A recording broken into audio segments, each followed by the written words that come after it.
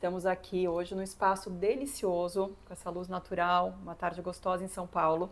E o prazer de conseguir conversar, receber né, o Álvaro aqui para a gente poder trocar um pouquinho. Álvaro Guilhermo é um nome super em destaque, importante na nossa área aí de arquitetura, design, arte, principalmente quando a gente fala do mercado de luxo.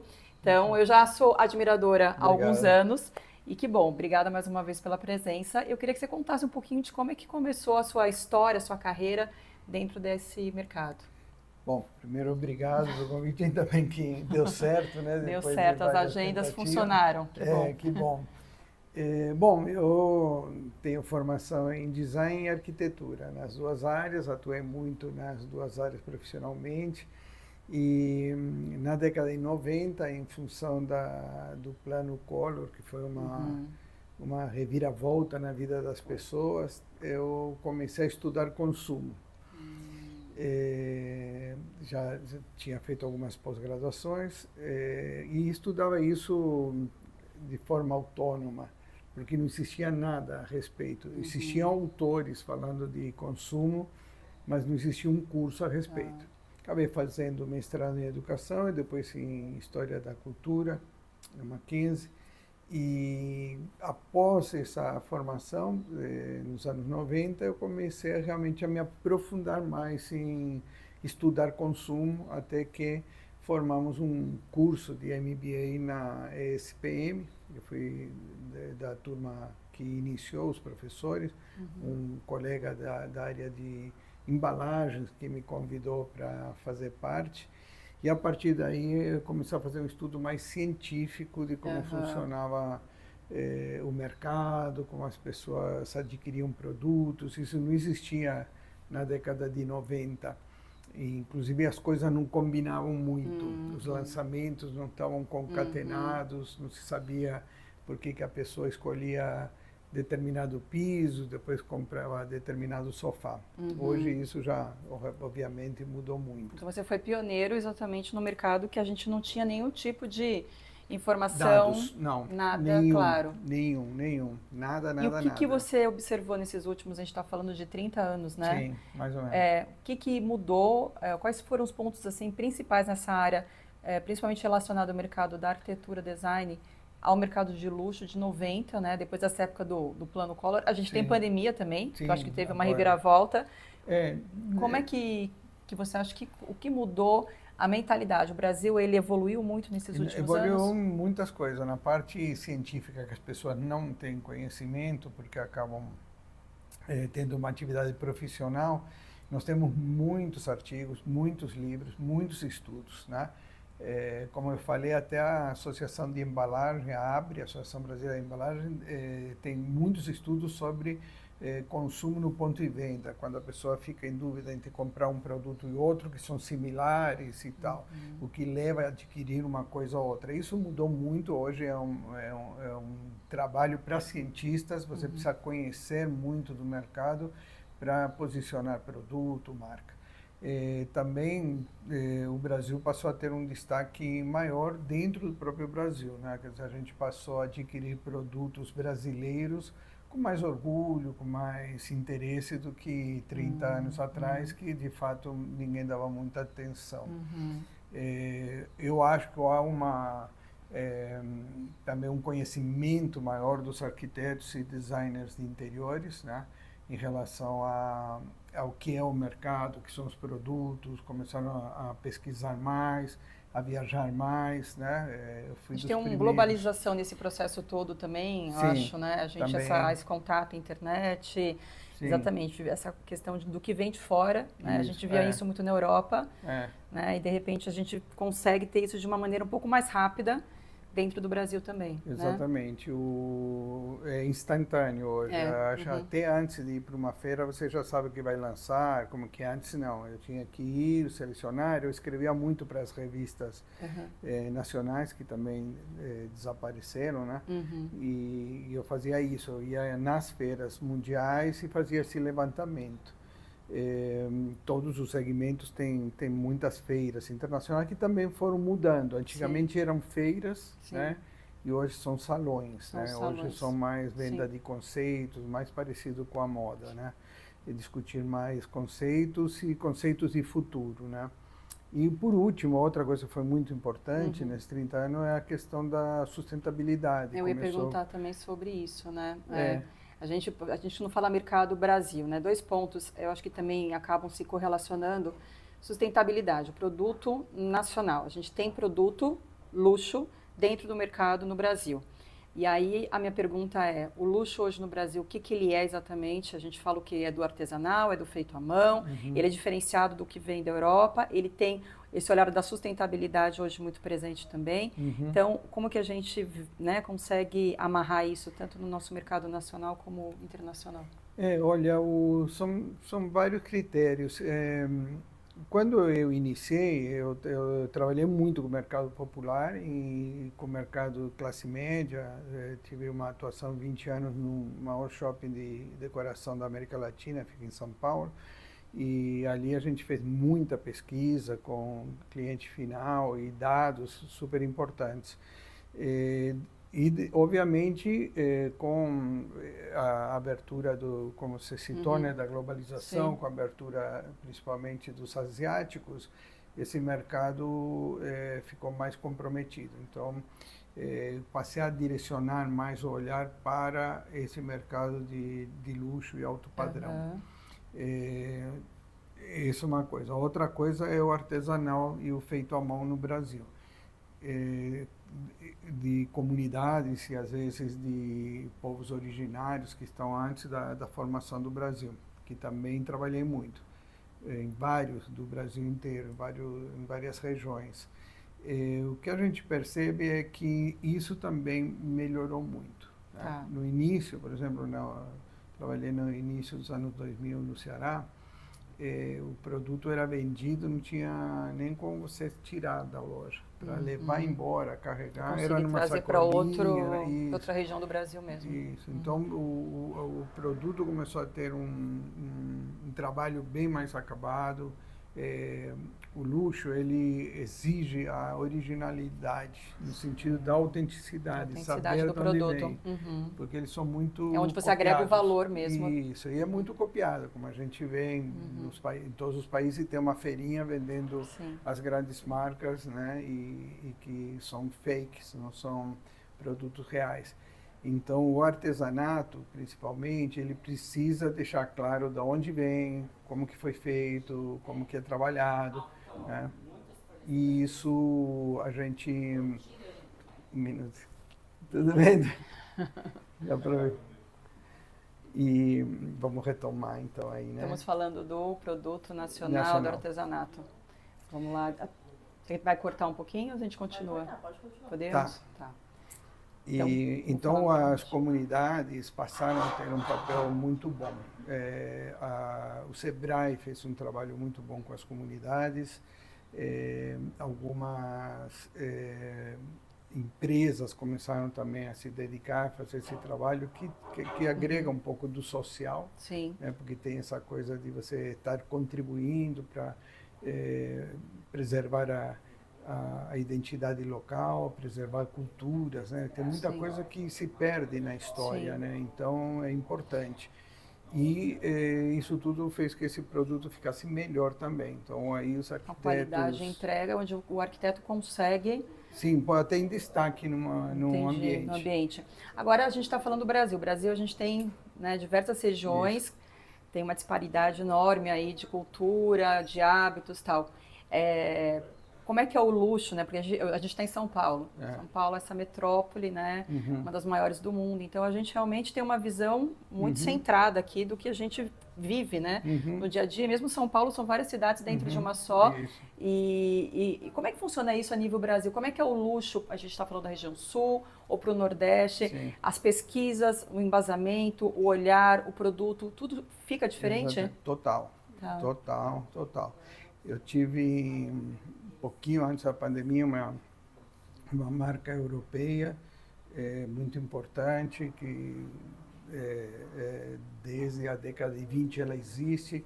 Ela estava ingressando no Brasil, ingressou inclusive, e ela me procurou para me contratar exatamente para fazer essa consultoria, essa orientação de entrar no Brasil e começou entrando por São Paulo.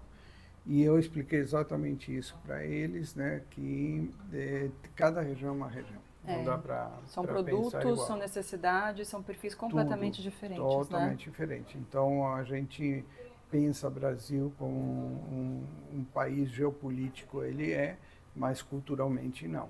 Em relação ao profissional mesmo, né? Porque na hora que a gente faz um projeto, São Paulo, a gente tem uma maneira de enxergar esse cliente.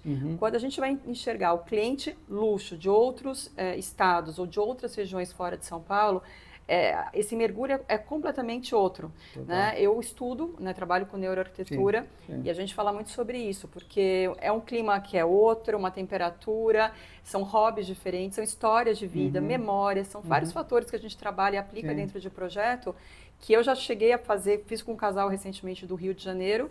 A casa deles em São Paulo é um projeto completamente à parte do que eles têm hoje na Barra da Tijuca, que é a outra casa onde eles moram. Então, essas referências são muito específicas. O mercado de luxo, ele caminha com esse mesmo olhar, esse mesmo cuidado. Como é que o arquiteto consegue ter mais embasamento? O que ele tem que estar antenado? Né? Você falou do curso, né? Então a gente sabe pós-graduação, é curso, é viagem. Como é que a gente consegue criar mais informações, ter mais embasamento para aplicar isso depois, na hora que a gente está trabalhando em diversos outros eu acho locais que aí? até isso que você fez na tua carreira é uma das coisas que talvez os profissionais deveriam procurar mais. Eu vejo isso não é de hoje. Já fui professor, coordenador, então estou acostumado, são 30 e tantos anos que isso vem ocorrendo. O arquiteto, o designer, ele se preocupa em ir se aprofundando mais tecnicamente na arquitetura, que é extremamente importante. Válido. Mas acaba perdendo a possibilidade de trazer outras áreas de conhecimento que são importantes, como a neuroarquitetura, que não só a neuroarquitetura, os estudos de neuro em geral. De geral, né? Neurociência está aplicada em todas as áreas hoje. Pelo menos ler 1 ou 2 livros de neurociências em geral para entender a percepção do ser humano no ambiente, pelo menos isso. E de cultura, né? Quando, por exemplo, esse mestrado que eu fiz em História da Cultura Humana, ele já abrange isso, né? Quer dizer, o respeito a todas as culturas. Então, quando você entende isso muito antes de iniciar qualquer projeto, você já sai na frente com muito mais informação, num projeto muito mais rico, né? E tentar identificar, pelo menos, qual é a cultura E quando a gente local. fala principalmente do médio alto padrão, né? Eu percebo esse diferencial com a neuro, não é o seu ego, não é você que está se colocando na casa dentro da casa que o cliente vai morar, mas quem ele é, né? Exato. Então, ter exatamente esse olhar mais humano, que a arquitetura nada mais não existe se a gente não tiver a figura central, que é o ser humano ali, para poder, né, criar e projetar, mas entender exatamente que mundo, né, que local que ele vive, como é que são as relações dele, qual o pertencimento, enfim, resgatar isso antes de você iniciar qualquer projeto. E a gente tem escutado muito, e eu valido essa informação, falo de forma pessoal, que um dos principais luxos hoje citados é o tempo. Isso, exatamente.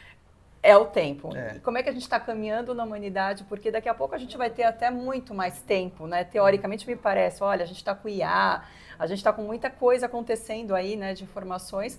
Como é que você vê daqui a 10, e é muito rápido, né, Álvaro? Porque se a gente olhar 10, 15 anos atrás, né, eu também estou há 30 anos no mercado, de como a gente iniciou a arquitetura, como eram os projetos, e como a gente tem trabalhado hoje, muita coisa mudou. Como é que você imagina, com toda essa tecnologia e a história da gestão de tempo, será que vai sobrar tempo? Será que o profissional arquiteto vai ser colocado de lado? Será que essas pessoas que necessitam de um projeto muito, né, detalhado, com muita informação, com realmente o perfil dele, vai conseguir se virar, de repente, com uma inteligência artificial? Ou o que você... Não, eu acho que, sem dúvida, o tempo é hoje um dos pontos mais altos e mais importantes em geral para todo mundo, mas o mercado de luxo que pode pagar ele, então toma isso como necessário. E está em tudo, né? O tempo em todos os quesitos, né? Por exemplo, é o tempo que você demora para atender o cliente, o tempo que você demora para dar a resposta. Eu tenho visto muitos profissionais que falam, eu me nego a trabalhar no fim de semana, eu me nego a trabalhar de noite, ou sei lá, os parâmetros que coloca. Você já está definindo aí a tua relação com o tempo, que pode não ser a relação que o teu cliente vai ter. Em termos dos ambientes e da arquitetura, ele é fundamental. O tempo, você ter a percepção do tempo, que é o mais importante. E eu falo isso muito, até recentemente fiz uma palestra que eu citei isso de novo, muito com corretores de imóveis. Eles perdem, às vezes, muito tempo falando do apartamento em geral, que eles estão vendendo, e não percebem que aquele futuro morador, o que ele queria era ficar ali na varanda olhando o pôr do sol. Exato. Eu cheguei a fazer o ano passado uma live com uma grande imobiliária aqui de São Paulo, atende São Paulo e Alphaville.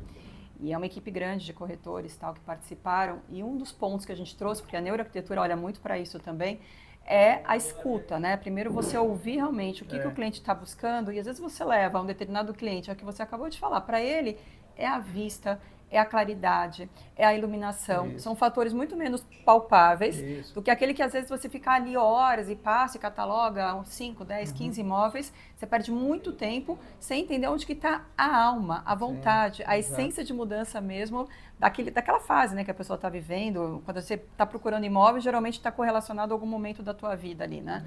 Então a gente falou um pouco sobre isso, exatamente, se perde muito tempo. E o que essas pessoas geralmente querem é algo que seja muito mais rápido, imediato, porque o tempo hoje sempre, né? Tempo é dinheiro, isso. E a gente passou a ter...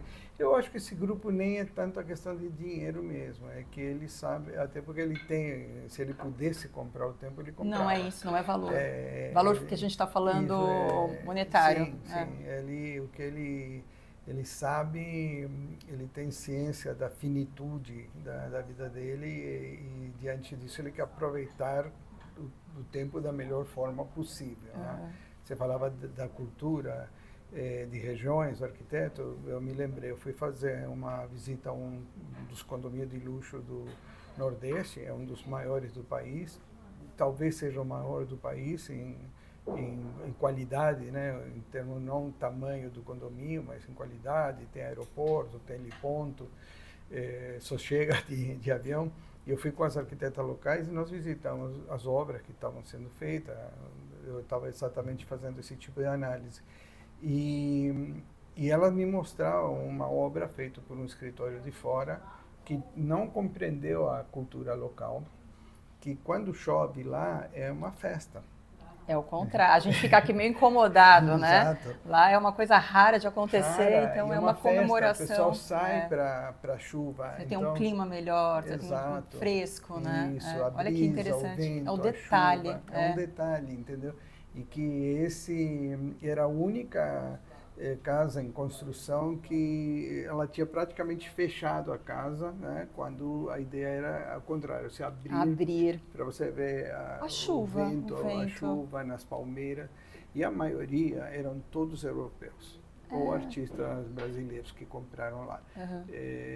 Muito italiano, tinha um suíço, muita gente fora comprando exatamente o que valoriza exatamente muito mais esse, né? Já tem esse olhar um pouquinho mais apurado. Isso. E pouco mais, isso? né? Ele vem para cá para curtir o clima daqui, a cultura local. A gente está falando de clima, então eu me lembrei também de um outro ponto, cores. Eu acho assim que fica uma dica para quem está criando, projetando, começando no mercado. Que cor você gosta? A coisa é tão maior em relação a isso. Você acabou de comentar do Nordeste.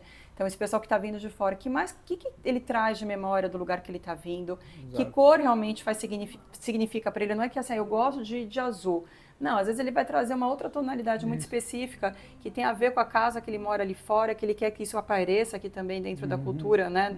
Eu vejo também muito projeto de pessoas que vêm, né, da Europa, dos Estados Unidos, morar, por exemplo, no Brasil. Então, olha só que combinação que a gente tem aí. entender o que a gente tem aqui dentro do Brasil, mas antes de mais nada, entender para quem que você está projetando e tirar partido disso, Isso, né? Que no caso essas casas com certeza já propuseram exatamente isso, todo um clima, mas esse olhar de saber o que esse pessoal realmente valoriza. É a luz do sol, é a claridade, é que cores que se buscam, né? Para poder exatamente se sentir muito mais pertencente ali, né? E esse problema que você falou, Helena, ele é extremamente grave hoje no Brasil, eu considero muito grave. Inclusive, algumas empresas de arquitetura colocam no site, deixam claro que trabalham com a identidade do cliente, fazem questão de trabalhar o personalizar, mas você vê, os projetos são sempre os mesmos produtos, mesmos, sempre né? iguais, Ctrl+C, Ctrl+V, as fachadas sempre iguais, as cores são sempre... Olha a variação, só a variedade de isso que eu até me veio porque eu falei, nossa, olha o que a gente tem de referência. E usa sempre o mesmo E a gente piso. acaba usando sempre o mesmo produto, né? Eu tenho falado muito sobre isso, porque fica aquela coisa de alguns canais, redes sociais, ou, enfim, Pinterest, nada contra, Instagram, acho que a gente tem que realmente, mídias de forma geral, tá super antenado. Mas não fazer disso exatamente uma receita de bolo. Sempre o mesmo do mesmo, né?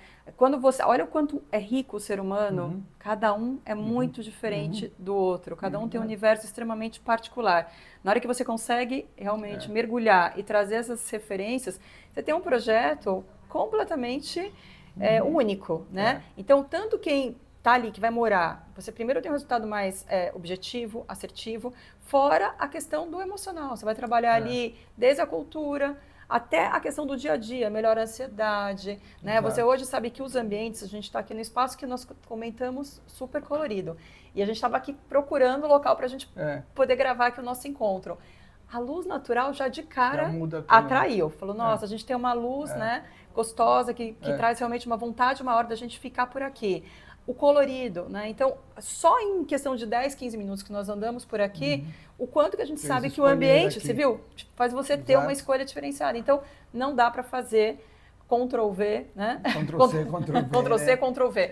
Tem que realmente olhar um pouco mais com mais... E ocorre. Eu estive visitando muitas fábricas no começo do ano e eu via isso na produção. Eles estão produzindo, por exemplo, um determinado sofá. E aí tem mais 2, 3 bons, uma poltrona excelente.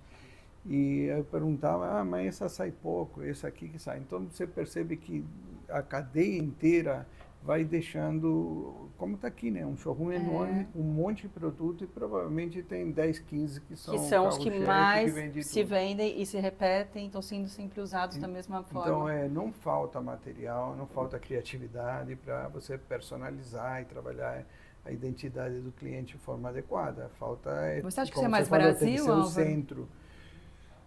Não, eu acho que é geral. Você vê isso em outros lugares fora também? Eu vejo repetições mais diferentes, né? Repetições de outros modelos. Você acha que do ser humano a questão do querer copiar? Sim, o luxo tem isso, né? Sim, até assim, porque é difícil a gente conseguir falar o que é, né? O que é luxo? Primeira coisa vem na sua cabeça, às vezes, o dourado, né? Tem gente que já fala, o que é luxo para mim? Luxo para mim é dourado. É isso né? Então, começa a primeira referência, vem a questão do Deus Sol, né? E depois a gente volta lá para a época da França, né? Então, exatamente. Um pouco que a gente já sabe da história, a gente tem um pouco disso no nosso inconsciente registrado. Está no DNA. Está no nosso DNA, né?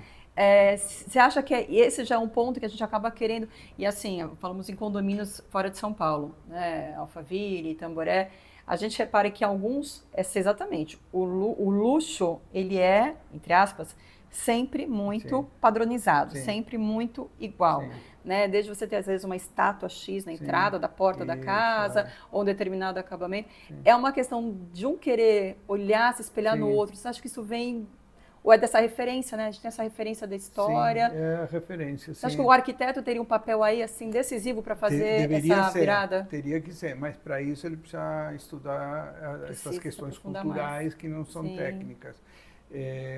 Sim, porque você citou anteriormente, rapidamente, a questão do pertencimento. O luxo, quando foi definido por Luís XIV, aí na França, ele criou normas, regras, e isto é luxo. Você tinha que seguir aquilo para estar no luxo e fazer parte da corte. Esse fazer parte, ele vai mudando aí ao longo da história, mas a partir dos anos 60, 70, passa a ser estudado como pertencimento.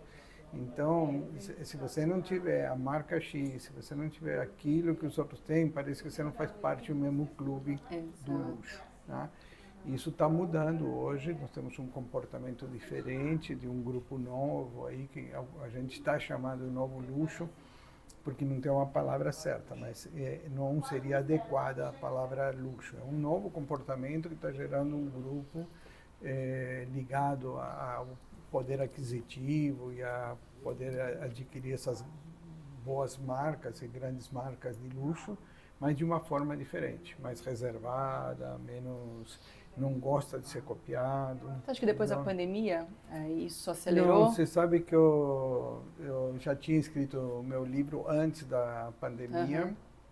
Ia ter um congresso mundial em Santos, da Unesco, onde eu ia lançar, e aí o livro parou um ano por causa da pandemia, mas ele estava pronto, estava escrito. Aí eu fiz um prefácio para o livro, explicando que ele já estava pronto antes, porque muito do que já estávamos tratando e falando, ele é muito anterior à pandemia. Que a pandemia deu que as pessoas passaram a ter noção dessas coisas. Então, sempre eu falo, tem duas coisas, é conceito e noção. Quando você junta as duas, é que a coisa funciona bem. Eu uso sempre o exemplo da guerra. Todo mundo sabe o que é uma guerra. Ok? Tá. Mas até você vivenciar e passar exatamente. Por uma mesmo de maneira presencial, aí você consegue ter realmente uma virada de chave, uma mudança. Isso aí é a experiência, você tem a noção do que é aquilo com o conceito. Como você já sabia o que era, você sabe que você está numa guerra, tudo muda. A percepção e teus sentidos mudam totalmente. Então é isso que nós estamos tratando. A pandemia trouxe para as pessoas isso. Elas ouviam falar o tempo inteiro. É mais importante investir na tua casa do que investir num carro. Exato. Acelerou um pouco mais esse processo que a gente já escutava. Eu no escritório, os 2 anos de pandemia foram os anos que nós tivemos o maior movimento. Né? A gente realmente teve um trabalho enorme, porque a gente entrou no digital de forma muito rápida. E foi super interessante que as pessoas começaram a procurar de uma maneira que eu vinha para casa para tomar um banho, eu tomava um café da manhã, saía o dia todo, agora meu marido, dois filhos, ou quem morava sozinho também, não é todo mundo que conseguiu fugir, né, da cidade e ficar um período na praia, no campo, alguma coisa assim, mas eu acho que ali com certeza acendeu isso daí. Então, assim, a casa, ter os seus setores, ter os espaços, né? O que realmente é importante, que nunca foi... Teve uma que tinha um apartamento lindíssimo, que me procurou, feito com um outro profissional, e ela falou, eu não gosto de nada. Porque quando eu fiz o projeto da minha casa, eu deleguei. Falei, faça do jeito que você acha. Lá, né? E eu nunca ficava, ela é empresária, não parava em casa e tal. E na pandemia ela falou, agora eu tô ficando e eu não gosto, eu não me vejo em nada que tem dentro da minha casa. Então, eu acho que é isso mesmo. Na hora que a gente ficou, né, realmente ali... presencialmente durante quase 2 anos dentro, né, de ambientes, né? Quem realmente não pôde ter esse privilégio de não estar em São Paulo, enfim, em outras cidades também. E aí também entender aonde que está o bem-estar dessa história toda, porque quando a gente conseguia sair, estar em uma área verde, quando a gente foi privado da biofilia como um todo, não é só verde planta, mas a natureza, né, por completo, aí nosso corpo começou a dar aquela crise toda, né? Falei, não, eu estou ficando estranho, está faltando isso. Aumentou, a gente sabe do aumento de crises de ansiedade, de quadros de depressão e tal, que vieram nesse contexto todo e as pessoas, muitos aprenderam pela dor, né?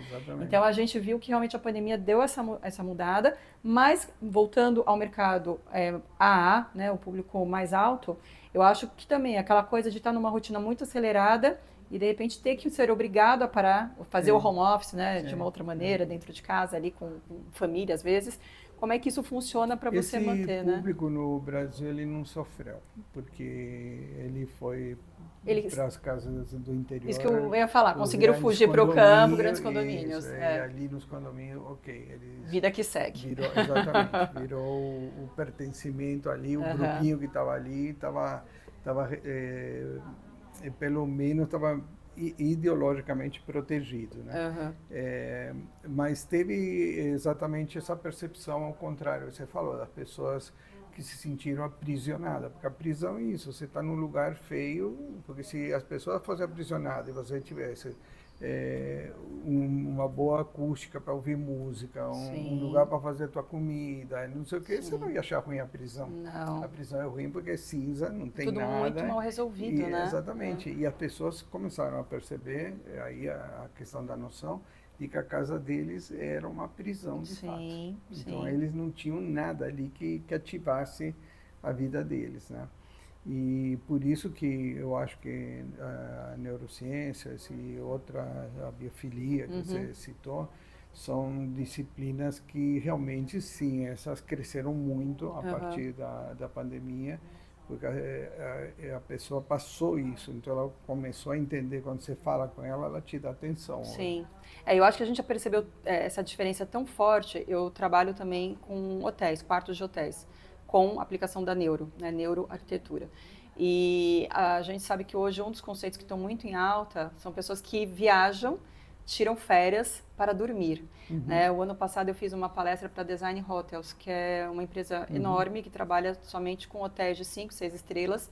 São hotéis boutiques, a grande parte, hotéis conceito. Então, são maravilhosos. Quem puder procurar saber mais, pesquisar, porque ali a gente tem muita inspiração até para o nosso trabalho.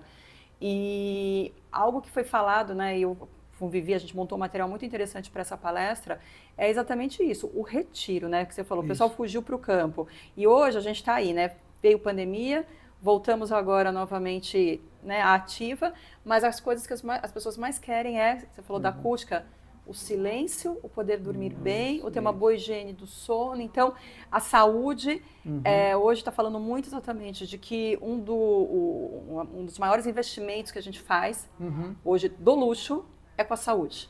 Né? Então, peso, alimentação, atividade física, tem muita coisa ainda para mudar, né, Alva? Porque se a gente está falando em 5 anos, também, né? Então, eu acho que o nosso papel de estar antenado com tudo isso que está, né? Por isso que eu te falo essas leituras que... O que você daria como sugestão, assim, para quem quer começar a... Eu acho que um livro excelente da querida Pétria Chaves. A Pétria a âncora da CBN, ela tem um programa aos sábados maravilhoso. E ela tem um livro que é Escute Teu Silêncio. Olha. Esse livro é fantástico. A gente conversava recentemente sobre isso e eu falava para ela que a arquitetura, ela promove isso quando é bem feito. Ou seja, você entra numa igreja e ninguém entra gritando numa igreja.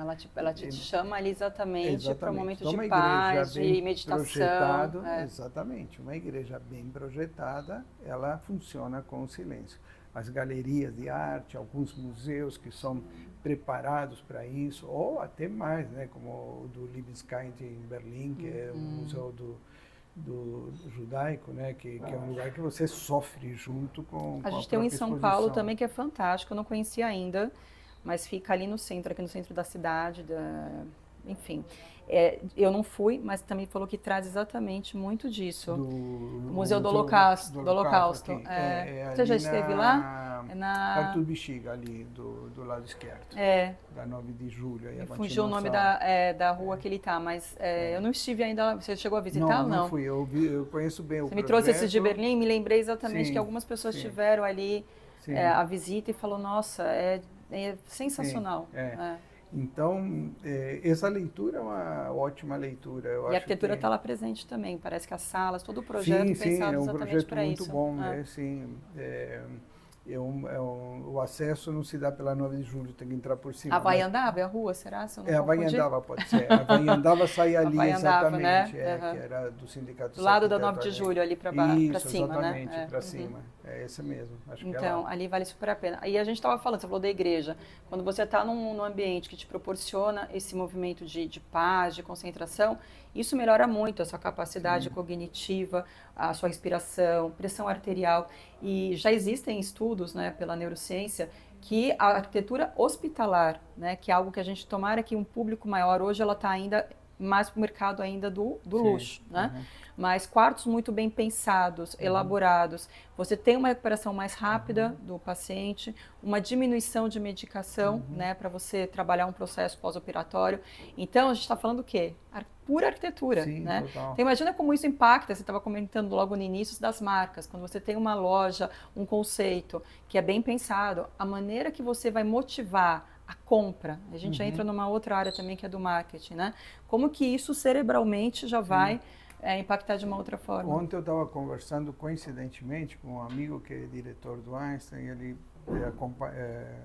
fizeram parte aí do novo Einstein, e uma das coisas que eles discutiram muito com os arquitetos e a equipe de engenharia eram os tetos. Sim. Porque o paciente, quando está indo para a cirurgia, ele ainda não está dopado, ele vai olhando tudo aquilo que era largado, era feito um gesso e pronto, vai embora, e não é. Então esse trabalho todo vai acalmando ele até chegar... Até conseguir ir para a sala. Então, faz todo sentido. A sala de ressonância magnética, né? Sim. Que é um exame chato.